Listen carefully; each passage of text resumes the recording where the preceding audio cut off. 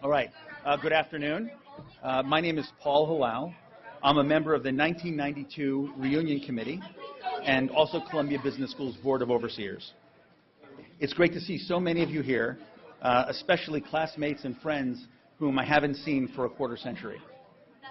I was honored to be asked to introduce the Dean's State of the School address, especially because the address will be delivered by Glenn Hubbard, Dean of the Business School and the Russell Carson Professor of Finance and Economics.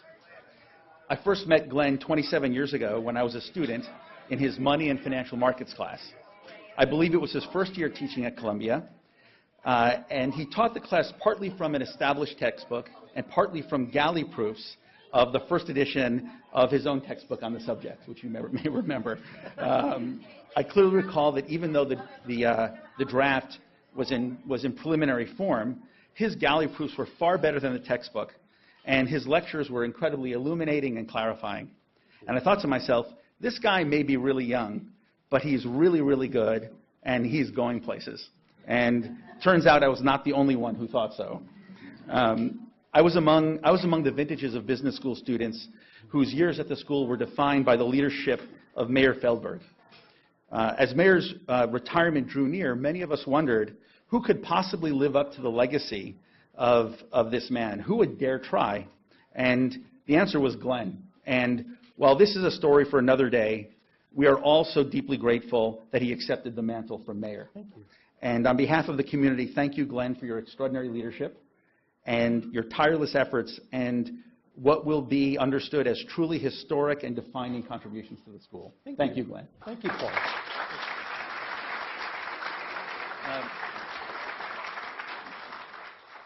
Columbia Business School has meant a great deal to me, both professionally and personally. Personally, I met genuine, wonderful, talented classmates and faculty and forged lifetime friendships with them. From a professional perspective, it turns out that the classroom education was just the beginning of what turned out to be a lifetime of rewards. Over 2.5 decades, I have deepened my connection with the Columbia community and have found that doing so is not only a lot of fun, but it's deeply gratifying and professionally rewarding. It's gratifying to give back to an institution that has given so much to us. It's easy to forget that all that we have received from Columbia was possible only because of the humbling generosity of generations of alumni that preceded us. These alumni paid it forward to us, and we reaped the reward. And as we each support the school, either financially or through our contributions of our time or otherwise, we also enjoy the solemn gratification of paying forward to future generations, just as we ourselves have received. Beyond this gratification, there's the reward of being a member of a privileged, rarefied, and synergistic community of talented professionals who share professional interests. Members of this community enjoy a life of learning and also opportunity. We each owe a debt of gratitude to each other, as well as a debt to the faculty and staff of Columbia on whom this community's foundations rest. In summary, I'm so grateful to Columbia for so much more than I could have anticipated as I sat in Glenn's classroom some 27 years ago today. And with that, I'll turn the floor over to Dean Hubbard so he may share his thoughts. Let's welcome Dean Hubbard.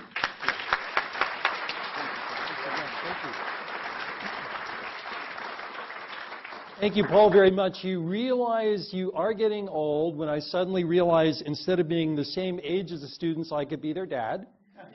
And then when I have students like Paul who are now on the Board of Overseers of the business school, I realize time has gone by.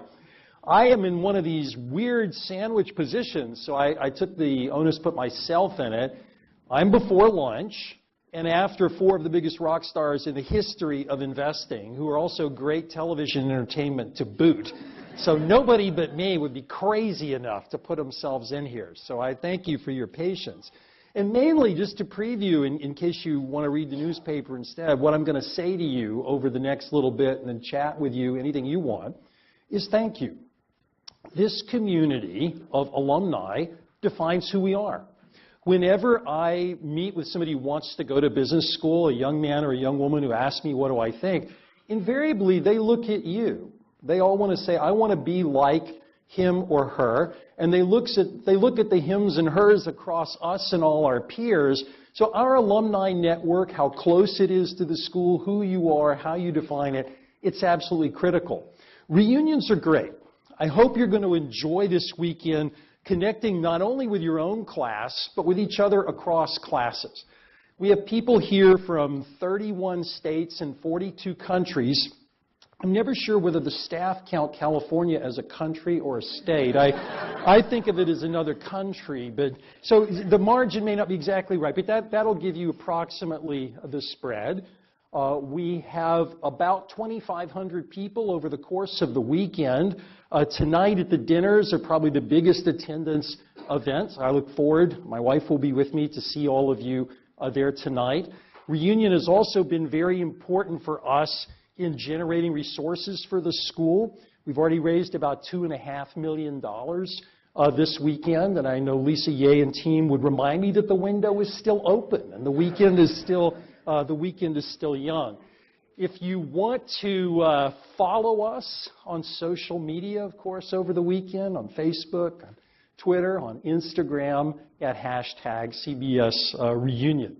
So, State of the School, what I wanted to do was take the opportunity that I've been blessed with, having just been at the pivot of the Centennial of the business school, 100 years, to take a look at what defined Columbia Business School. But since this is the state of the school, I want to take it as a looking forward moment with you on where I think we're going and, frankly, where I think we need your help.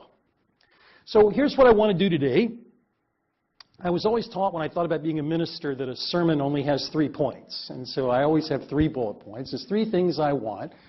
One, I'm going to tell you a little bit about where we are at a glance, because some of you know us more closely than others. Some of you check in only every 5 or 10 years, others every day. I'll try to level set. Second, to talk about the big challenges and opportunities. You've probably seen all the stories of, like, does business school matter? Does the MBA have a future? Does anything matter? I'm going to take that on. And then I'm going to look ahead for this school and for our peers about what I expect the world to look like over the next 10 years. And just to preview that for you, I expect a very different race to be run and very different levels of success. So hopefully you'll hang with me for that. So let's start out with who we are.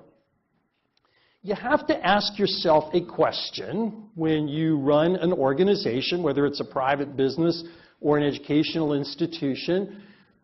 Why are we, or do we want to be, one of the best, and what does that mean? And to answer that, whether you're running a business school or a company, is to say, who are we and what makes us distinctive? Now, you heard all the rock star investors before, but I'm sure they've heard a lot of CEO blather over the years, where CEOs will say things like, well, this company's great because we're excellent. Wonderful. What does that mean? And in the business school world, too, you hear things like that. You hear a lot of people define things by inputs. So in a knowledge business, the inputs are things like ideas, the men and women who stand in front of the room with our students. Do those ideas move the needle? It's the talent of all the amazing students we have and the Alumni Network. But that can't be in and of itself what makes you great. What we think makes us great is that we are the very best business school to do 3 things, and I'll come back to them in a few minutes. One is to promote a culture of entrepreneurial thinking and innovation, so it's called Innovate. A second is to separate signal from noise, call it Connect. And the third, to figure out how to motivate men and women to go along with you, Lead. Now, why do I think that's us? Because we do better than anybody else in bringing together what the university world does well, the world of theory, with the practical world, partly because of our geographical location and partly because of our DNA. That's what makes us distinctive. Now, who are we at a glance? What kind of, quote, businesses are we in? Actually, a lot. So our full-time MBA program is a core business of the school. We have about 700 MBA students a year. These are incredibly talented young men and women from all over the world, every possible industry. If you're thinking about what it takes to get into Columbia Business School, Typical GMAT score in the middle for the incoming class would be 728. So you can benchmark yourself. The Executive MBA program is a real jewel in our crown. Executive MBA students, we have about 300 a year at the school, are working and coming back to school on weekends, either here in New York or in one of our global programs. We and Wharton dominate this market in size, and for us it is deliberate. The future of the MBA, I think, and I'll come back to this, will be dominated by people who are looking to lower the opportunity cost of getting an MBA. An executive MBA is exactly one way to do that. These students are still working. They also have the advantage of being able to translate whatever they do in class on a Friday or Saturday into the office on Monday, which is much more quick time appeal than in the MBA program. We have a PhD program across all of our disciplines in the school that we take very seriously. It's training the men and women who will be future faculty and analytical leaders. And we also have a very big footprint in executive education, non-degree programs, some of which are delivered physically here in New York. Some of them are delivered physically to clients all over the world. An increasing share of our business is actually in online, where we, in areas from finance to leadership, will do online training to literally thousands of people at the same time, asynchronously. Now, what makes this special DNA for us is actually a set of things. Of course, this is the infamous Hermes symbol. It was on Lee Cooperman's tie, if you were in the previous panel. Partly it's from extraordinary alumni. This happens to be a picture of Shelley Lazarus, who's an alum and on the board of overseers of the school. Partly it's about plugging into Columbia University. I always say to new students, please make sure that when you are here, you don't just spend all your time in Columbia Business School. Go to the university. We're part of a fabulous university. Think about things at the law school, engineering, medicine, public policy, whatever it is that turns you on. The third feature is the world. We draw not only our people, our faculty, and our students from all over the world, but we're very serious about inhaling and exhaling globalization at Columbia. We bring the world to Columbia with the people and the cases and research that we do. We also exhale Columbia, sending faculty all over the world. At any given point in time, we will have many faculty traveling, giving talks. I sometimes joke that when I go to a city, I'm merely changing people's mind from Joe Stiglitz's trip 2 weeks before, but we all balance out.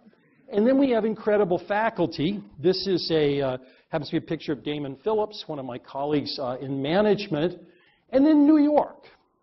And I say New York for two reasons. One's physical. I'll talk later about some examples of how we're using New York more in the MBA curriculum. But it's also a metaphor. You know, New York is one of the cities, one of the only cities that I can imagine that has consistently reinvented itself since its early imagination by the Dutch. There are real reasons for that, and the same reasons that are in New York's entrepreneurial DNA are so too in ours. So all of these features around the Hermes and the circle are what make us distinctive. Now, what does this mean for us? It means for students, when you come here, it's not just about what set of skills do I need to get that first job. Although we are a professional school, we are here to get people a job. That's not the end of it. The end of it is actually preparing people to think about a lifetime career. One of the nice things that I've been able to do in alumni events over many years is I get to visit with people and ask them, you know, tell me about experiences at the school that were meaningful for you. And while the literal experience changes across people, the story is kind of the same. And it's that Columbia Business School education is like a key that opens a lock. You just don't know when that lock comes available to you. It might be right upon graduation, it might be 5 years after, 10 years after, but the key came from a professor. It might have come from your fellow students. It might have come from an alum or speaker, but it's part and parcel of who we are, and students get that. For faculty, it's a chance to develop ideas that actually move the needle. Many of my faculty colleagues are able to do research here they couldn't do anywhere else, because we've been able to develop private data sources and private access for them that they couldn't get at our peers. And for alumni, it's the two-way street of paying forward or giving back, but also benefiting from those contributions, whether it's locally in alumni clubs, participating in events, and making the place and the brand better. Now, let me say just a little bit about the incredible students and curriculum that we have. These are just 3 examples in the current MBA class. I won't read everything about Anna or Bill or Natasha to you, but I would say that they symbolize something very important about the school, which is its incredible diversity. So let me just think of several dimensions along which you might think of that. The question politically in America today is, who is an American? And what does it mean to be an America? Well, let me tell you about our MBA students. So the class whose hands I'll shake in a couple of weeks' time, they're 44% not American. The current first-year students, whose hands I'll shake the next year, are 47% non-American. Many of those students, I'm proud to say, would like to work in our country.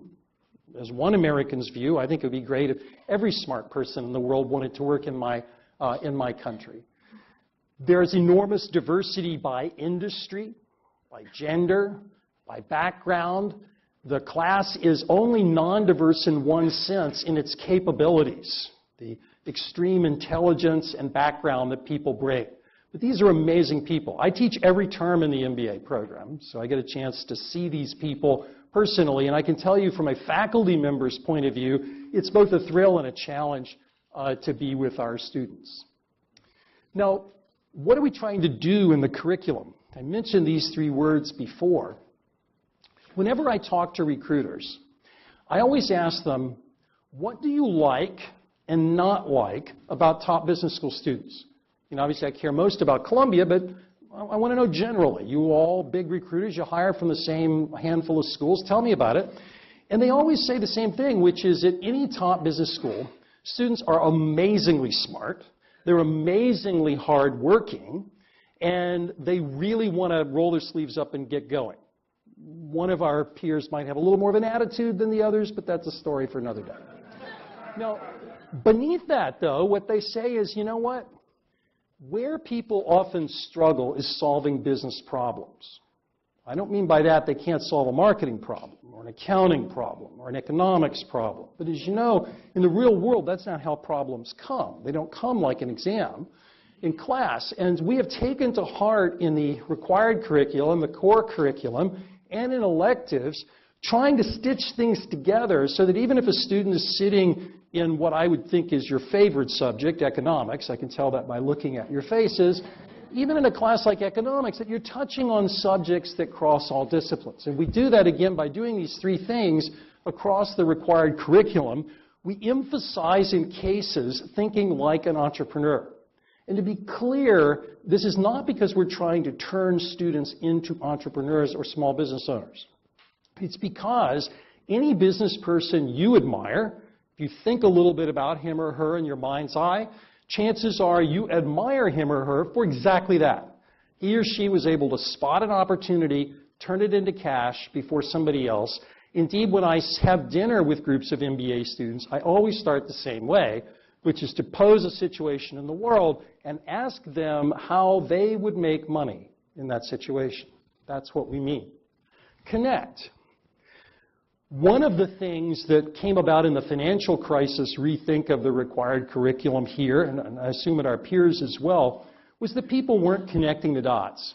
In the financial crisis, there were ethical lapses, to be sure, but the far bigger problem was many subject matter experts in fairly narrow areas were not seeing patterns come together that they should have.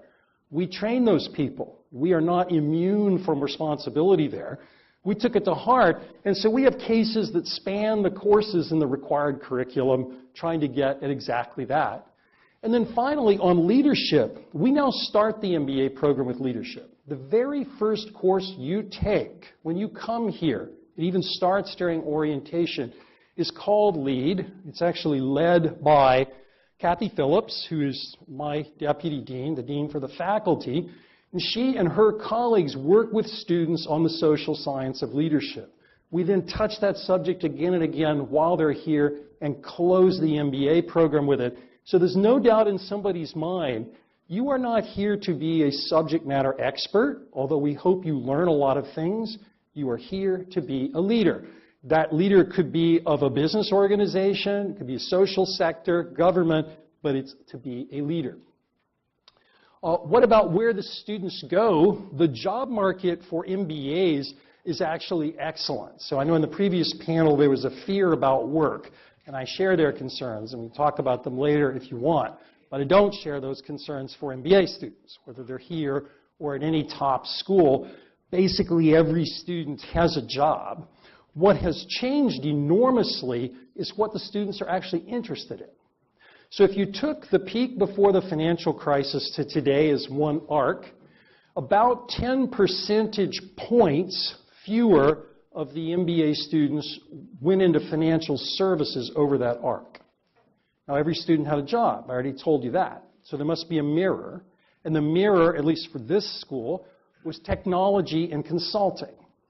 And by technology, I mean some storied firms you've heard of, Google, Amazon, Facebook, are all recruiters in the MBA program, but also tech startup scene here in New York, fintech, edtech, medtech, huge area of interest among students. What this has meant for us in the school is that we've needed to change what we do in career management. When I first started teaching a long time ago, let's say, career management was mainly about placing people in just a handful of firms. Today, just oversimplify a bit, you can think of just a bimodal distribution.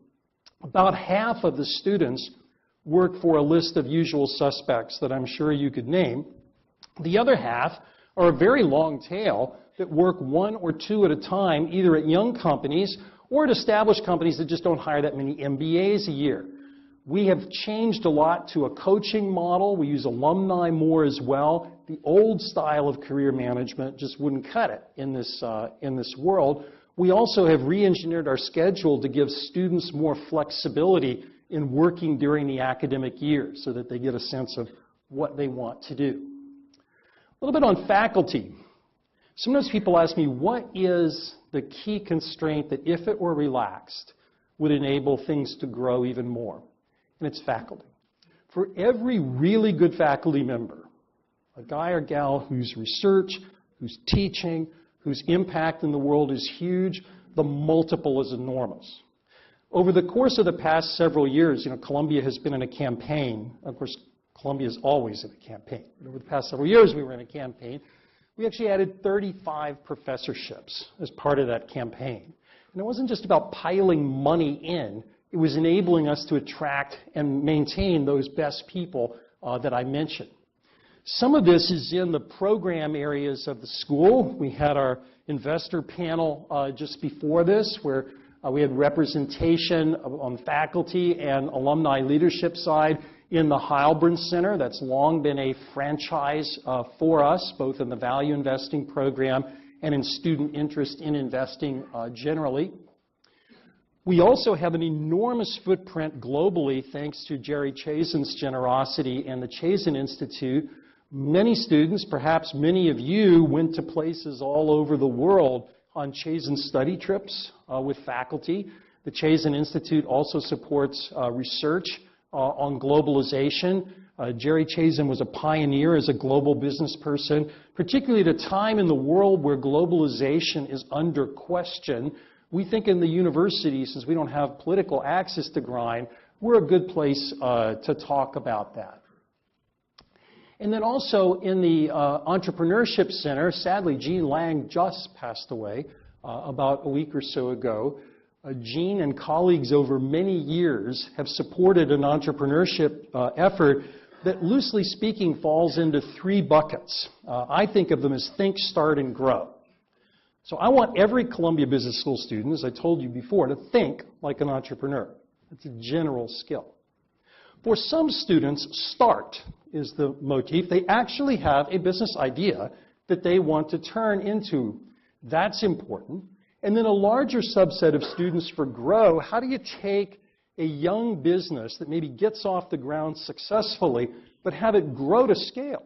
That can be a quite different set of talents than starting a business in the first place. It's an area of active interest among our faculty. I personally teach this in the MBA program. I teach a class called Entrepreneurial Finance.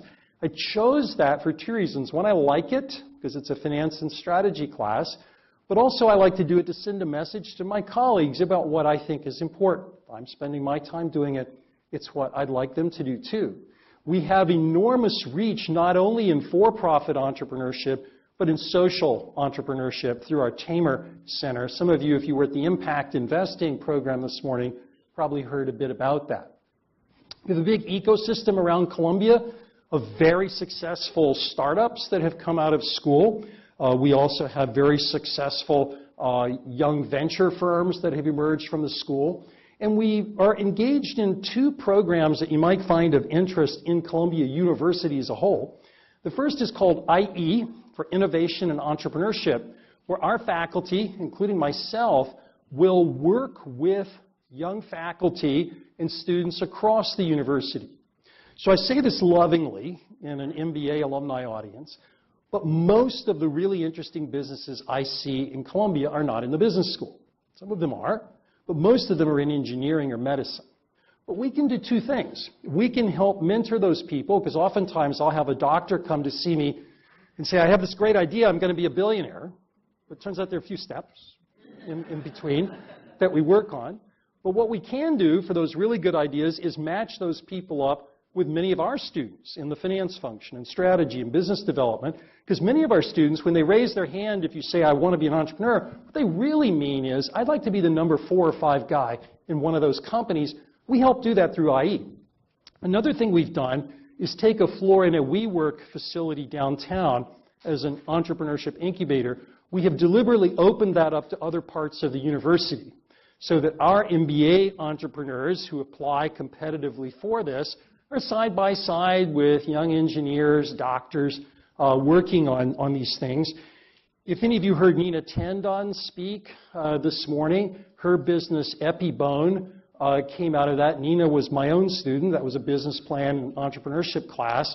She happens to have a PhD in biomedical engineering and took it on. We also have, of course, a key part of who we are is our Alumni Network. It was once said about Spain that the sun never sets. People often think that was about the British Empire. The quote is actually about Spain. You can go check. But what it's really about is Columbia Business School. So I told you that I've been traveling the world cutting birthday cake for our 100th birthday, but we have 76 alumni clubs on 6 continents. If you live in Antarctica, you have an excuse for not joining an alumni club. Short of that, you need to get involved. And we have not only great local activity in each of these areas, but myself and faculty colleagues come through. We have a program where whenever a faculty member says, I'm going to City X to give a talk or something, we say, well, we'll pay for part of your trip if you'll also have an alumni meeting too. So we try to provide people, and if they're faculty you're interested in, you should let us know. And we have 44,000 living faces of the school around the world. Almost entirely, those great young men and women I talked about in the MBA program, when they show up here, it's not because of something I said or did, or any of my colleagues. It's something one of you said to them when they said, where should I go to business school? Or how do I think about business school? This is key for us. The Centennial was a great birthday. I guess I didn't look so good in Sao Paulo, but in each of the cities, we did 15 cities around the world, saw 3,000 people, a lot of great birthday cake in Champagne. I tried to copy one thing from Barack Obama, which was selfie taking. I don't know that I did a terribly good job at it with the audience. But what was really nice about each of those events was, as I've said to the current students, the thrill alumni have in the students that are here, in the history of this place, and importantly in each of these events, the future of this place. I am very excited for going forward the next 100 years, although I probably won't be in the bicentennial selfie. Now, challenges and opportunities. I said I wanted to talk to you a little bit about the industry, if you will, if you think of business schools as an industry. And here I'm going to speak to you half as an economist dressed like a McKinsey consultant and half like a dean. So what are the pressures in this industry? You've seen all these articles like why get an MBA, business school is not worth anything, and so on. If you cut to the chase to economic arguments, here's what I think they're saying. What's the value of the MBA? So if you can compute costs, right? When a person comes to our full-time program, they're giving up wages for 2 years. That's actually the biggest number in cost. And then on top of that, they're paying tuition. Then, of course, they hope to get a return on that over the next several years in their career. There are a variety of organizations that measure this. Only a handful of schools consistently deliver high returns on investment. In fact, the 4 highest schools in return on investment over a decade happen to be exactly the 4 highest schools with numbers of applications. So people are putting this together, and they're probably what you could guess. They are Harvard, Stanford, Columbia, and Wharton. Below that, the ROI value of your MBA has been under challenge for some time, and particularly if you get below the top 10, if money is your goal of going to business school, it's not even worth thinking about. A second thing is the rise of one-year MBAs. So, if you could define an MBA, an MBA, remember, is not like a medical doctor or a lawyer where you have to be certified. And you can call an MBA something. So if I can call an MBA 1 year, why should I pay for 2? Lest you think that's just some abstract thing of fringe schools. I'm talking about NCOD, which is a major competitor in this world. And we compete there too. We have a January program without an internship that's not much more than a year. Technology disruption. I told you the 3 inputs are ideas, talent, and network. If you were a second-tier place where the person in front of the room wasn't that special and the people on your right and left weren't that special, why not just use technology instead? If you look at what's happening at middle-tier business schools, a lot of their real MBA programs are gone. They're basically online. And then online learning itself, people say, well, if I can learn the basics of finance online, why do I need to sit with a faculty member? So what all this means for the industry is if you're going to survive, prosper, and win, you need to define a value proposition such that whoever your dean is can look a 28-year-old in the eye and say, given that investment, I think you ought to come to Columbia. Now, other challenges in doing that, to deliver that kind of experiential learning, you have to have a sense of place and physical space. This was a picture of the building of Uris Hall. I know people are here from different iterations. If you were here among the older classes in the room, the original Uris Hall didn't even have the ribbon around it. That's from the middle 1980s. But I will tell you this, something I used with major donors when I started the campus project was to show them that the architecture faculty, dressed in suits, because this was a while ago, in the 1960s, were protesting the building of Uris Hall. Now, I took that as a design challenge even there. But the issue for us is, do we have the kind of place, and I'll come back to the place that we want and will move to, that really change that? Student satisfaction increasingly is driven by 3 things. And they're not surprising given what I told you about the industry. One's cost and financial aid. I think our school's aspiration ought to be, anywhere in the world, if you're good enough to come to Columbia, and we want you to come to Columbia, you should be able to come to Columbia. That's a great aspiration. We're not there. That would be the equivalent of saying things like need blind admission. We have increased our financial aid spending 5 times, 5-fold in 6 years, which sounds great. But in the world, you don't compete with yourself in a time series. You compete with other people right now. Our closest head-to-head peer is Wharton. We'd need to double it again to be there. And I've submitted to trustees a plan to do that. But this is a big deal for us. The second is facilities. That's obviously the move to the Manhattanville campus. We also continue to put money in Uris Hall. Depending on how often you're in Uris Hall, you see changes from time to time. The trustees ask me why I'm spending money on this, but my generation's only lived 2 years at a time. So I have to take care of the here and now while planning for the future. And then the bulk of the issues are in curriculum. How do you stitch together not just the required curriculum in the core, but electives, so that it gets back to that issue I mentioned of trying to solve real business problems, not just analytics.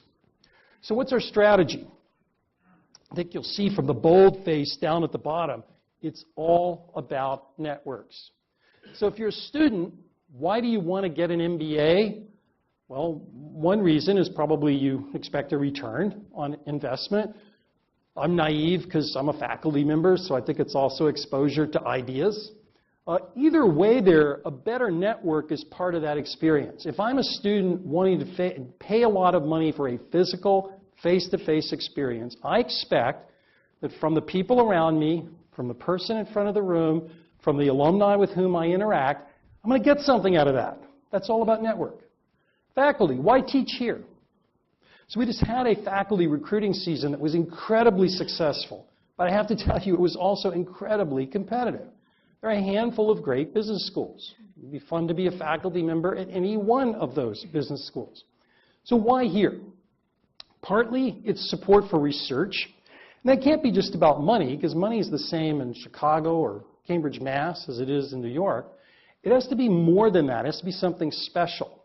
So we do try, as I say, to match up. Whenever a new faculty member comes, I sit with them and ask them about their research goals and aspirations. And then I try to think of who in our alumni network can help them, whether it's private data, whether it's being a mentor. That's our secret weapon.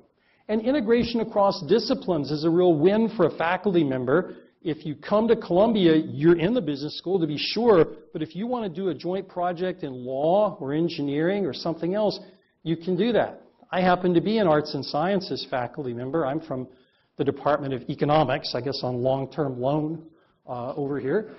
But it is also the case that we have colleagues who work with engineering, who work with sociology, who work with psychology. They come to Columbia because of that. Alumni and practitioners, why be involved here? Sometimes alumni like coming back as they're trying to recruit, particularly younger alums who are in the building a lot, meeting new MBA students. They like supporting ideas that they are interested in. You heard that in some of the panels. Both of those are, again, are network effects. They're saying, we want the people here to be generating the kinds of stuff we want to know about and support. And then for the university, I think if the university is smart about it, the business school is almost the center. And I say that because if you think about most big problems in the world, they're largely management problems. It's not that we don't know what to do. It isn't getting done, and that's what we do. So when we had the Entrepreneurship Initiative, the university picked the business school to be in charge. Lee Bollinger has set up a new Columbia World Projects thing. The business school is mentoring a lot of those. We see that as really an important part of who we are. Place. The new building in Manhattanville, I know some of you may have attended Marcelo's presentation yesterday.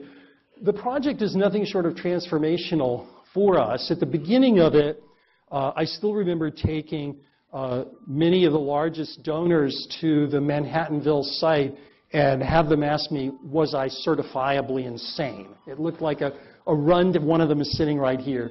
The neighborhood looked terrible. What on earth am I thinking? That site was about 17 acres of land. Now, the size of the Morningside Heights campus for Columbia is 34 acres. So think again about like a 50% expansion. And I realized that if I were the dean of the Stanford Business School, I could describe 17 acres as a garden or a park. But in Manhattan, just in case you haven't been back for a while, 17 acres is a lot of contiguous land that you can develop. It's a big deal for the university, not just for the business school. It's transformational for us because it's not just about size, although that's important. The buildings are almost 500,000 square feet. Our current square feet are 240. And it's the same number of students. So you can do the math about what that means. It means a heck of a lot more space formally and informally in the lives of students, in the lives of faculty, in the lives of alumni and our non-degree programs. It's huge. The design of the building deliberately tried to mix and match communities. This building was built what I would call cathedral style, where you have students, faculty, and then perhaps God, I don't know, above it. This building is built very different. The faculty and student spaces come together so that you must run into each other. That is by design to stimulate conversation. So I think this will change the way students think about business. It also changes the way we will teach. The classroom settings in this building permit a lot more breakout work than the classrooms here. So this is a really big deal for us. This has been a huge fundraising lift. A lot of people have helped a lot. I'm going to give an update at the annual dinner. We've made outstanding progress here. If some of you really feel like you want to give something, I can make a dream come true for you about putting your name on something. You just catch me at lunch. I'm all there. All of these opportunities require financial muscle. I mentioned 4 schools to you. They're the same 4 schools that dominated both ends of the funnel the year I started and now. So it's not like there's been a huge amount of turnover in what's real, like who actually applies to business school and how much money do you actually make on the other end. The financial resources of those 4 schools are, however, different as day and night. This chart shows you the time series story, which is great. The alumni participation in the school has been off the charts.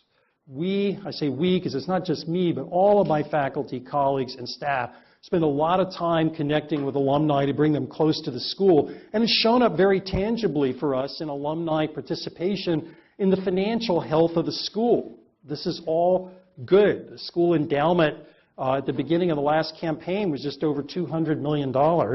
And you can see the endowment growth even counting for the fact that the business school building raised more than $500 million. So this is definitely a big deal, but there's much more we need to do. Online presence has been a big deal for us. We have no plans to have online degree programs. I mentioned that there are a set of schools who will find it hard, if not impossible, to compete with our peers in real face-to-face education. They've gone the online MBA route, including some reasonably respected second-tier schools are already in that bucket. But we're trying to do 3 things. One is pre-MBA, to give a sense of skills that you need before the MBA, partly for recruiting, partly for level-setting skills. This is a video, of course, that Bruce Greenwald participated. I think Bruce was actually filmed in a diner where he often has snacks. So if you want to see that one, you can watch Bruce eat and talk to you about finance. We also this happens to be a marketing colleague, Miklos Sarvari, who is filming the marketing class. We're trying to get all of our core courses online for 2 reasons. One is to participate in non-degree certificate programs around the world, not to give MBAs, but selling actual skill development, not the integration, just the basic skills. But then also to make available to alumni so that if somebody says, gee, I took marketing 25 years ago. What if I wanted to see what the marketing core course is today? Well, here it is. And it's more easily accessible. You know, as alumni, you have lifetime audit privileges in classes. You can always come back for free. People rarely do it because you're busy and things tie up. But hopefully online gives us a way to reach out more. And then in non-degree, a big part of our non-degree revenue and profitability in executive education, and those surpluses fund financial aid in the school, comes from selling online. Even in areas like leadership that you might think of as being very difficult to do online. Cross-campus collaborations have become increasingly important for us. I said earlier that when you come to Columbia, you should think about the university, not just the business school. We do many, but a few I'd highlight. One is entrepreneurship. I mentioned to you, it's principally us in engineering, but a lot of the campus works together on entrepreneurship. The Chasen Institute has been a global connecting point for the entire university. And social enterprise, our Tamer Center for Social Enterprise, actually funds proposals throughout Columbia University, not just the business school.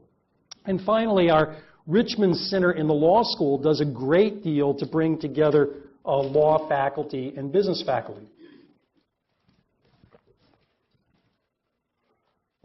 Looking ahead, we have the annual dinner coming up, and it's going to be a different annual dinner for a couple of reasons.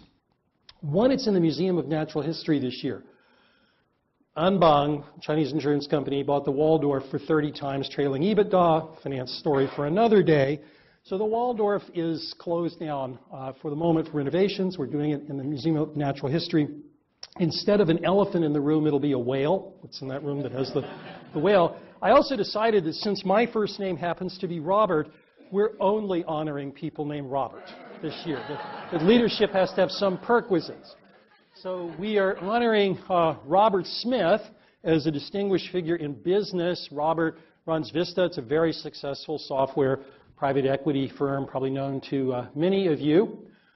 As a younger business person, last year we started a pivot of honoring people who have already built their success and then people who are on the come. In the second category, Robert Refkin, whose business Compass, very successful real estate business in New York and other cities, will be our Distinguished Early Achievement Award winner. And in the public sector, we're honoring Bob Steele's contributions, which could be many in the private sector too, from his career at Goldman and in banking, but here we're honoring him from his work in the United States Treasury and in the city of New York. We have two fabulous dinner chairs in Frank Tang and David Simon. You should definitely put this dinner on your calendar on May 1st at the Museum of Natural History. Coming up in 2018 will be our next global reunion. You know, we've been alternating doing global reunions in Asia and in Europe. The next one is in Paris, in October 12th through 14th of 2018. These are phenomenal venues. The local club has been really helpful. We have a great global steering committee. I hope you will put October 2018 in Paris on your calendar. Looking ahead, the strategy for excellence that I'm going to talk to the school's board about coming up is centered on financial aid centers and faculty. I believe that we need to take another sea change up in our resources in those areas if we're going to remain competitive in the race that I described to you that I see. And then I like to close with an ask of you. Thank you, of course, for being here, but I have 3 asks of you. And the first and foremost is to engage. You're here. That's engagement. But also the regional alumni clubs I mentioned all over the world, worldwide alumni club events. On Educate, when somebody comes to you and says, I want to go to business school, or to get an executive MBA, or send an exec ed client, this is really simple. You just need to remember one word, Columbia. You can just say that. And then, yes, I want you to help support the school. I know from experience, personal, and from doing this job, and when you write a check to something, you check on that something, and we want you to check on and be with us. So thank you. I look forward to taking your questions, and before I send you to lunch, anything on your mind?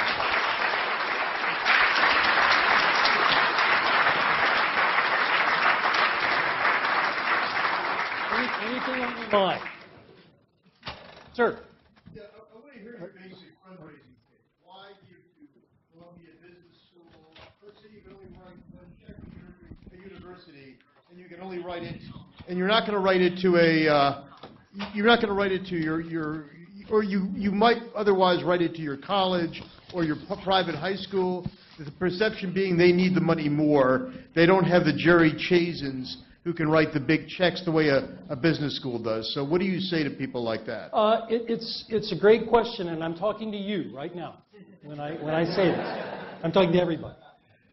A secret from fundraising is that people generally don't give to need that much, actually. They actually give to values, things that change their lives, things that they value. Otherwise, how on earth could Harvard Business School be raising money? Couldn't possibly be there. So I think the way that I talk about it is to define, first of all, what did Columbia Business School mean to you?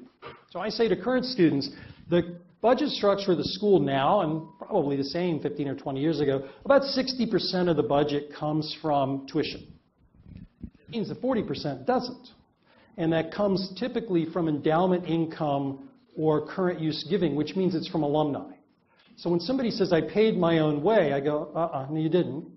60 cents is what you paid. 40 cents somebody before you paid. Then I ask, what did the school do for you? How did it change your life? What impact did it have? And people who believe that we or any not-for-profit has had an impact in their lives do it. And then I talk about mission. I really believe in my heart that this mission of innovate and connect and lead is something we are distinctively good at. So I often have the privilege of being a kind of fundraising priest to well-to-do people in these conversations. And if somebody wants to give for a cure for cancer, I can't say that's not important. But what I can say is that we do change lives, and that business changes lives, and that the creation of wealth through business is not just about making an individual rich, it's about creating social and other opportunities. So I believe one reason top business schools have been very successful financially is we make that case because we actually believe that it's true. And lots of other things are good too. You should give to your high school, and you should give to cure cancer. But I never have doubt in my mind when I ask people for money, whether I'm asking them for a small amount of money or a large amount of money. We should pass the plate while I'm talking. Yeah, sorry. When you're talking about faculty members and you're talking about how important research is and the access you have, how do you strike a balance between great research faculty and great teaching faculty? It's a great question, and I get asked this a lot. I actually think from my own experience as a student, as an undergraduate and a graduate student, if you ask me who had the biggest impact on me, the people who were my best teachers were also scholars. I recently actually gave myself a professorship to my undergraduate alma mater to honor 2 teachers who happened to be that smaller place's best scholars. The person who was my best teacher in graduate school was Martin Feldstein, a name may be known to some of you because he happens to be a world-famous scholar. I think it's hard to be a good teacher year in and year out if you don't have new ideas yourself. So what we've done is to say, let's not talk about either or, emphasize both and shore them both up. So how to fix research is easy. I've told you all that we do. For teaching, Art Sandberg, who was on this previous panel here, very generously supported the Sandberg Institute for teaching. So we work with new faculty, marrying them up with senior teachers, with helping them in the craft of teaching. We have an entire office of people that works with faculty on everything from lingo to presentation style to putting together cases. So I don't think it's an either or. And I think if you try to say, here's a few researchers and here's a few teachers, you'll never really optimize. There's always a tension, but we do our best to try to manage it. Sir? Compared to Harvard, Stanford, and Wharton, Columbia has New York, which is potentially a huge competitive advantage. And in your slide, you had New York there, but you didn't talk at all about how Columbia can uniquely leverage all the wealth of New York City. Do you want to say something about that? I definitely do, and thank you for asking that, because, in fact, the board meeting that I will have a week from Monday, when I talk about financial resources, one of the things I'm going to mention is that I don't think we have to come close to matching the financial wealth of those peers. We need more than we have now, but the goal is not to be them. And the way I think about New York, let me give you a tangible proof point. We now have had, for 3 years running, very successful programs called immersion courses. So people in the second year of the MBA program will take courses where a faculty member will work with practitioners and projects. So you will do some work here at Columbia, and then you will go work on the projects with the faculty member and the practitioner. The theme of that was to pick global services businesses. And so we have everything from consulting to luxury goods, entrepreneurship, social sector, and so on. Any top business school dean would love to do that. It's just so easy to do here. It's not hard.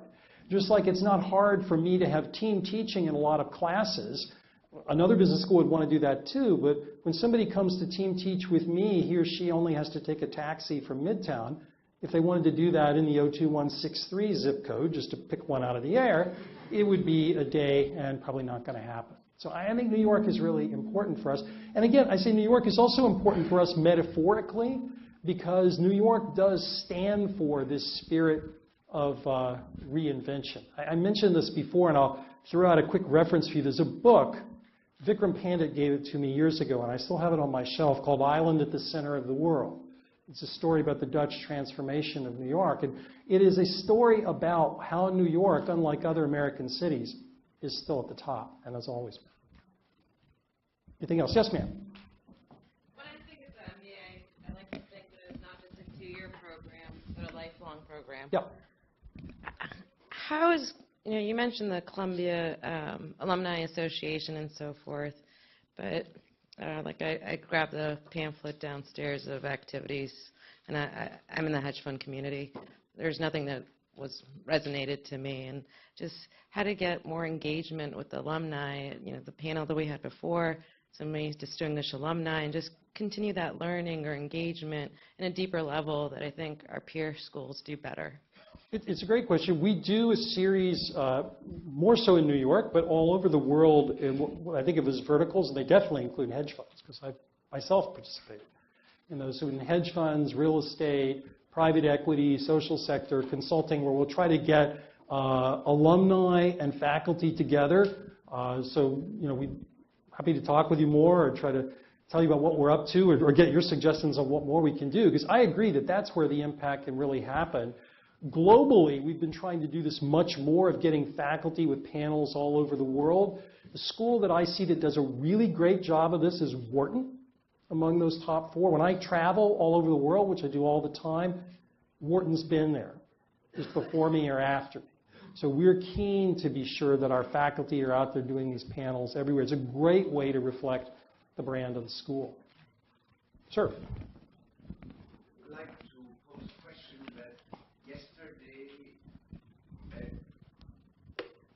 I'd like to pose a question that yesterday at Marcelo's presentation for the new buildings somehow kept open. Yep. What is the reason that the plans foresee 2 buildings instead of 1 building?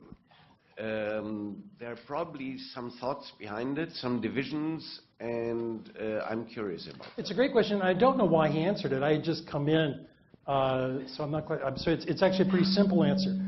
When the project was approved by the university, it was New York is sort of like the former Soviet Union in thinking about real estate development. So don't think of this as Houston or anything like that. So the city and the university agreed on specific building footprints. So if you were to look at a map of the campus that was submitted to regulators, it had specific buildings. No one of those buildings would have been a footprint big enough. So the alternative we first looked at would have been a building that would have been just shy of 300,000 square feet, which is an improvement. We have about 240 now, I told you, but it's not a sea change. The only way to get a sea change was the 2 buildings. The 2 buildings are connected underground, and they have the architect refers to it as a piazzetta. I would refer to it as kind of a football field or whatever, in between with some benches, whatever it is. But it will create, I think, an atmosphere. And when I worked with the architects, I told them I don't want a hot and cold building. To me, hot refers to student life and cold faculty and staff life. And I wanted it totally integrated. And so we've done that. So if we had found a single building, we could have done it. We didn't. But the other problem is I think even if we had, when I talked to people on our schools board like Jerry Spire and David Simon about imagining a building, they cautioned me about being too massive in a single building. That would also hurt community. An example of what you could do if you have more land, I don't know how many of you have seen the new Stanford Business School campus. It's called the Knight Center. It's several relatively small buildings spread out in land, and I think that's a nice feeling. That's impossible to replicate in Manhattan, but I'd rather push that way than a single massive skyscraper. But that was the simple answer. I don't know why he didn't give it. Yeah. What's tuition going to be for the full-time MBA program next year? I'm not sure I'm allowed to say it because we haven't said it, but in the low to mid $60,000 a year. A year? A year. The one line I used when I did the birthday parties around the world, can anybody guess how much it cost per course in the first class? It's 1916. 1916, the cost, assume it's the same as now, $24. So then is now a bargain. That's always the line that I use. No, the tuition is very expensive. The biggest, of course, cost component is your opportunity cost, because people's wages are far in excess in that. But it is and also to go to school in New York is very expensive. So it's not just tuition. If you're actually matriculating here, the number is not 60,000. The number is more like 90 or 100,000 if you think writ large. So that's why I said this is an investment that's very expensive and requires a very special product or people won't pay it. Anything else? Sir? Just to maybe follow up on that, what's tuition going to be in 20 years? So inflation right now is running a couple percentage points. Inflation for tuition, this goes across the board, so it's not just for Columbia, obviously. I mean, the two questions of that are, what's the breaking point? And two, if students come out of school with, I mean, there's financial aid, but they also have to take on debt. Does that hamstring students at some point? Do they have to go work for Goldman Sachs, for McKinsey, for Google? Can they not go into philanthropy? Can they not go into startups? Because tuition will be, well, that's the first question. It's a great question, and this one's actually easier for me to talk about because the trustees have heard from me, and are not entirely happy with my answer, that I've given them a plan over the next 10 years, while we're trying to move into Manhattanville, which obviously has higher costs because it's a bigger building, of continuing to decelerate tuition growth. So for the past few years, we have been decelerating tuition growth here. And it's not because I decided to be a saint. It's because I told myself the same story you just told. That in a marketplace, it is neither efficient nor fair to do what schools have been doing. There was a period of time, if you went back, say, a decade ago, when top schools may have been raising tuition 6 or 7%, when general price inflation was probably 2% or something like that. That obviously is not sustainable. So I think what it means is that every school, including this one, has to think hard about financial aid. It has to think hard about getting its cost side together and to deliver a better product. So I think that will happen everywhere. It also is why I believe that there won't be that many top business schools. So that horizon you used, I'd say even before you get to 20 years, I'd call it closer to 10. Maybe there's 5 schools. If by that you mean a big 2-year MBA program, prominent faculty, global presence, for exactly the problem that you mentioned. I think some schools will just not be able to square that circle, and they won't exist. Probably, I know I've got to get you guys to lunch, so how many questions, Lisa, can I take? 1 or 2 more questions? Sir? Do you see any international schools becoming competitive? Foreign schools, we have non-U.S. Yeah, we have competitors all over the world. We're married to one. LBS is our partner in Executive MBA. It, like us, is in a global services city. We love working with them on the Executive MBA program. I think INSEAD is also an excellent business school. If, however, you look at the metrics that I mentioned, there is still a stickiness in a top handful of schools. But yeah, I worry about competition coming from anywhere. In fact, we're in the middle of searching for a new head of our executive education business. Our current head has now gone to Wharton. And when people ask me which school am I most worried about, I said McKinsey. They said, what? McKinsey's not a business school. I said, has anybody here looked at McKinsey Academy? McKinsey Academy is what I'm worried about. And inevitably, when top business school deans get together, we just met here, literally in my office, about a week and a half ago.